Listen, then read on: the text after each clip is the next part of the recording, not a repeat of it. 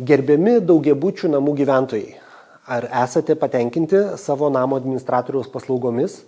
Yra 3 namo administravimo būdai. Bendrija, kurią įsteigia daugiabučio gyventojai, jungtinės veiklos sutartis, kurią taip pat sudaro daugiabučio gyventojai, ir jeigu nėra pirmų 2, tuomet savivaldybė paskiria daugiabučio administratorių. Vartotojų aljansas padarė analizę ir nustatė, kad geriausiai gyventojų teisės yra atstovaujamos, kai daugiabutį valdo bendrija. Tai yra dėl kelių priežasčių. Kai daugiabutį valdo savivaldybės paskirtas administratorius, jis priima sprendimus ne tik dėl to, kokį remontą daryti, bet ir už kokią kainą. Ir gyventojai turi labai mažai galimybių ginčyti tokius sprendimus.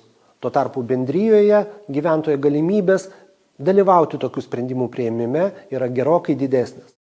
Kilus ginčui tarp gyventojo ir namo administratoriaus, deja gyventojas nėra laikomas vartotoju, todėl jis negali pateikti vartotojo skundo vartotojų teisių apsaugos tarnybai ir vienintelis būdas ginti savo teises yra kreiptis į teismą.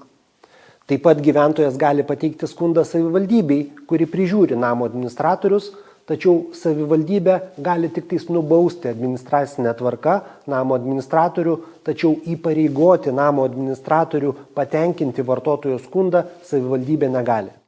Todėl gyventojus, kurie nori aktyviau dalyvauti namo valdyme, raginame steigti bendrijas, kurios perimtų namo valdymą, nepaliekant to savivaldybės paskirtam namo administratoriui.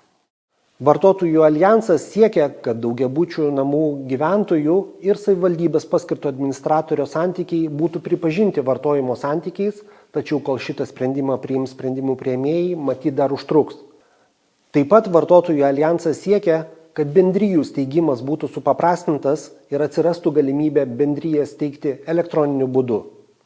Tuo tarpu raginame gyventojus steigti bendrijas pagal dabar galiojančią tvarką, perimti daugiabučio namo valdymą, nepaliekant to savivaldybės paskirtam namo administratoriui.